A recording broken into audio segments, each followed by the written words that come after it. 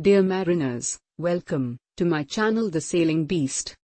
Please like, share and subscribe. And don't forget to hit the bell icon for updates on upcoming videos. Question explains dealing with stowaways. Unsure who is a stowaway?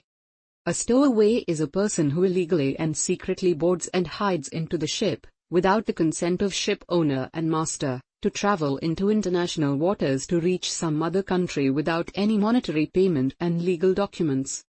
There has also been cases where stowaway has been found and thrown out in open seas inside a drum or box which will float with some food and water. The reasons for such an act are: there are many legal documentation and procedures to be taken care of to disembark stowaway. Many countries do not accept them in their ports.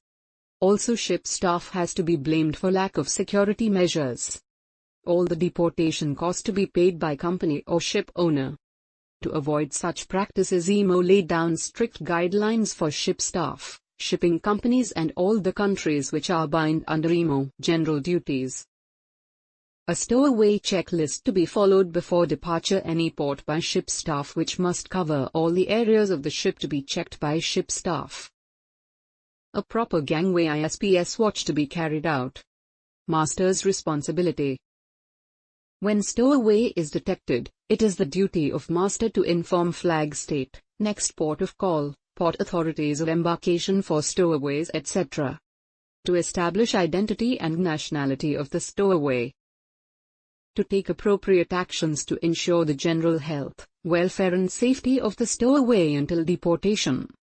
The association's local correspondent can provide assistance in obtaining travel documents and arranging for the stowaway to be repatriated to his country of origin.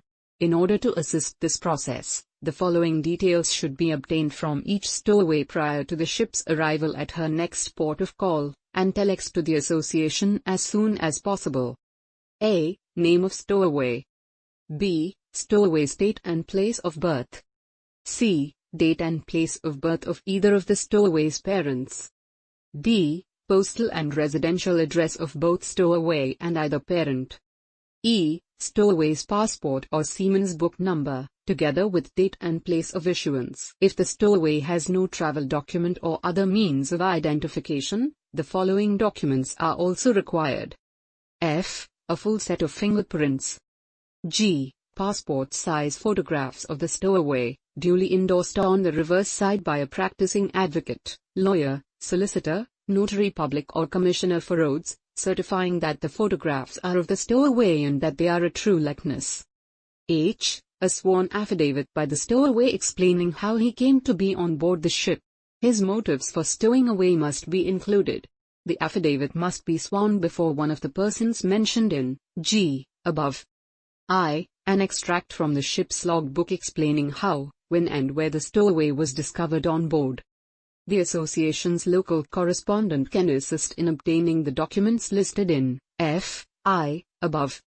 In addition to the above, the following advice may be useful. When stowaways are found, it is important to inform the vessel's agent in the next port of call, but also to inform the agent in the port where the stowaway boarded the vessel. This may be helpful in the repatriation of the stowaway, especially if the vessel should return to that port. All stowaways should be declared to the authorities of every port visited. If not, the vessel may be fined for having illegal persons on board. This is especially important in Saudi Arabia, where stowaways and vessels with stowaways on board are appreciated even less than normal. Some masters claim that a signboard next port of call, Jeddah on the gangway has a preventive effect. Stowaways and their hiding place should be searched for papers. If there are doubts about a person's nationality, a telephone call or even better, a visit from an embassy official may be helpful. Embassy personnel are, however, not always willing to be involved, for example by visiting the ship. All stowaways should be treated humanely, but to avoid repeat offenders they should not be given any remuneration. They should not be put to work on board. As far as their lodging is concerned, the master will have to consider the safety of the vessel, the crew and the stowaways in each individual case. There is no need for harsh treatment, but nevertheless the unwanted passengers should be locked up and watched over until they can be repatriated. If there is more than one stowaway on board, It is better for the purposes of investigation to keep them apart from each other. If the number of stowaways is such that the vessel's safety is threatened, some masters have successfully refused to leave port until obtaining assistance from local authorities. The association handles in excess of 100 stowaway cases per year, and we have specially trained claims adjusters to deal with the problem. Most stowaways leave the ship rather quickly, some remain for up to 6 months. If you discover unwanted passengers on board your ship, inform the ship owner, flag state and the club immediately and check your guidance to masters.